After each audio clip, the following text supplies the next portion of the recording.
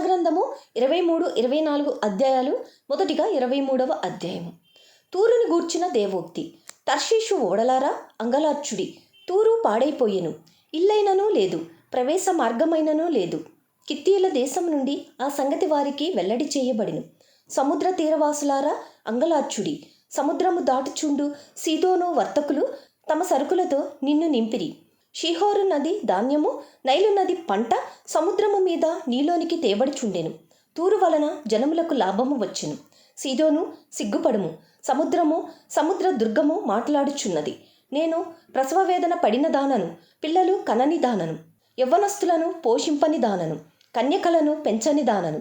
ఆ వర్తమానము ఐగుప్తీయులు విని తూరును గూర్చి మిక్కిలి దుఃఖింతురు.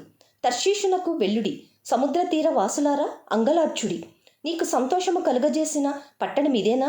ప్రాచీన కాలమున నుండిన పట్టణమిదేనా? పరదేశ నివాసము చేయుటకు దూర ప్రయాణము చేసినదిదేనా? దాని వర్తకులు రాజ సమానులు, దాని వ్యాపారులు భూనివాసులలో గనులు. కిరీటముల నిచ్చుచుండు తూరుకు ఈలాగు చేయనెవడు ఉద్దేశించెను? సర్వ సౌందర్య గర్వాతిశయమును అపవిత్రపరచుటకును, భూమి మీదనున్న సర్వ గనులను అవమానపరచుటకును సైన్యములకు అధిపతియగు యెహోవా ఈలాగు చేయనుద్దేశించెను. తర్షీషు కుమారి, నీ దేశమునకిక నడికట్టు లేకపోయెను. నైలు నది ప్రవహించినట్లు దాని మీద ప్రవహించుము. ఆయన సముద్రము మీద తన చెయ్యి చాపెను, రాజ్యములను కంపింపజేసెను. కనాను కోటలను నశింపజేయుటకు యెహోవా దాని గూర్చి ఆజ్ఞాపించెను. మరియు ఆయన సీదోను కన్యక, చెరపబడిన దానా, నీకికను సంతోషముండదు. నీవు లేచి కిత్తీముకు దాటిపొమ్ము, అక్కడనైనను నీకు నెమ్మది కలుగదు. ఇదిగో కల్దీయుల దేశమును చూడుము, వారికను జనముగా ఉండరు. అష్షూరీయులు దానిని అడవి మృగములకు నివాసముగా చేసియున్నారు. వారు కోటలు కట్టించి దాని నగరులను పడగొట్టియున్నారు. తర్షీషు ఓడలారా అంగలార్చుడి, మీ దుర్గము పాడైపోయెను. ఒక రాజు ఏలుబడిలో జరిగినట్లు తూరు ఆ దినమున 70 సంవత్సరములు మరువబడును. 70 సంవత్సరములైన తరువాత వేశ్యల కీర్తనలో ఉన్నట్లు జరుగును. ఏమనగా, మరవబడిన వేశ్య సితారా తీసుకుని పట్టణంలో తిరుగులాడుము. నీవు జ్ఞాపకమునకు వచ్చినట్లు ఇంపుగా వాయించుము, అనేక కీర్తనలు పాడుము. 70 సంవత్సరముల అంతమున యెహోవా తూరును దర్శించును. అది వేశ్య జీతమునకు మరలా భూమి మీదనున్న సమస్త లోక రాజ్యముతో వ్యభిచారము చేయును. వేశ్య జీతముగా ఉన్నదాని వర్తక లాభము యెహోవాకు ప్రతిష్ఠితమగును. అది కూర్చబడదు, ధననిధిలో వేయబడదు. యెహోవా సన్నిధిని నివసించు వారికి సంతుష్టి ఇచ్చు భోజనమునకును ప్రశస్త వస్త్రములకును ఆ పట్టణపు లాభము ఆధారముగా నుండును. యెషయా 24వ అధ్యాయము. ఆలకించుడి, యెహోవా దేశమును వట్టిదిగా చేయుచున్నాడు. ఆయన దాని పాడుగా చేసి కల్లోలపరచుచున్నాడు. దాని నివాసులను చెదరగొట్టుచున్నాడు.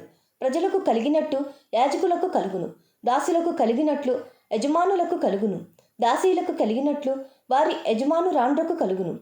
కొనువారికి కలిగినట్లు అమ్మువారికి కలుగును. అప్పిచ్చువారికి కలిగినట్లు అప్పు పుచ్చుకొని వారికి కలుగును. వడ్డీకిచ్చువారికి కలిగినట్లు వడ్డీకి తీసుకొని వారికి కలుగును.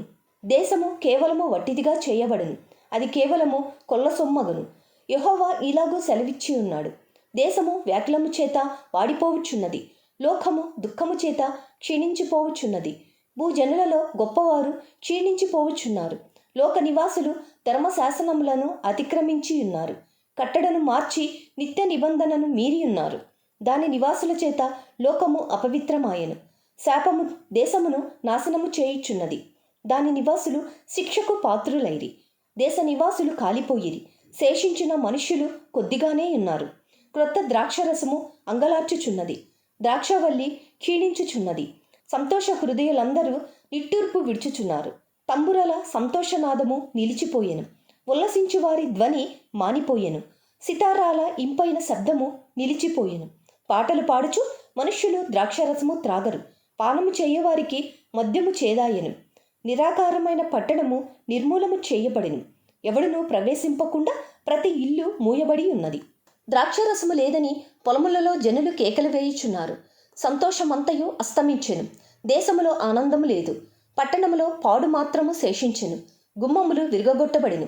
ఓలివ చెట్లను దులుపునప్పుడును, ద్రాక్ష ఫలముల కోత తీరిన తరువాత పరిగె పండ్లను ఏరుకొనున్నప్పుడును జరుగునట్లుగా భూమి మీద జనములలో జరుగును. శేషించిన వారు బిగ్గరగా ఉత్సాహధ్వని చేయుదురు. యెహోవా మహాత్మ్యమును బట్టి సముద్ర తీరముననున్నవారు కేకలు వేయుదురు.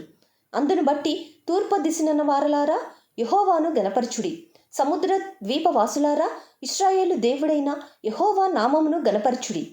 నీతిమంతునికి స్తోత్రమని భూదిగంతము నుండి సంగీతములు మనకు వినబడిను.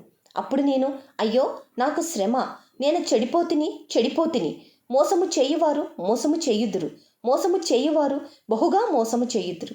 భూనివాసి, నీ మీదకి భయము వచ్చెను. గుంటయు ఉరియు నీకు తటస్థించెను. తూములు పైకి తీయబడి ఉన్నవి. భూమి పునాదులు కంపించుచున్నవి. భూమి బొత్తిగా బద్దలైపోవచ్చున్నది. భూమి కేవలము తునకలైపోవచ్చున్నది. భూమి బహుగా దద్దరిల్లుచున్నది. భూమి మత్తుని వలె కేవలము తూలుచున్నది. పాకవలె ఇటు అటు ఊగుచున్నది. దాని అపరాధము దాని మీద భారముగా ఉన్నది. అది పడి ఇకనూ లేవదు. భయంకరమైన వర్తమానం విని పారిపోవువాడు గుంటలో పడును. గుంటను తప్పించుకొనువాడు ఉరిలో చిక్కును. ఆ దినమున యెహోవా ఉన్నత స్థలమందున్న ఉన్నత స్థల సమూహమును, భూమి మీదనున్న భూరాజులను దండించును. చెరపట్టబడిన వారు గోతిలో చేర్చబడినట్లుగా వారు చేర్చబడి చెరసాలలో వేయబడుదురు. బహుదినములైన తరువాత వారు దర్శింపబడుదురు. చంద్రుడు వెలవెలబోవును, సూర్యుని ముఖము మారును. సైన్యములకు అధిపతియగు యెహోవా సీయోను కొండ మీదను యెరూషలేములోను రాజగును. పెద్దల ఎదుట ఆయన ప్రభావము కనబడును.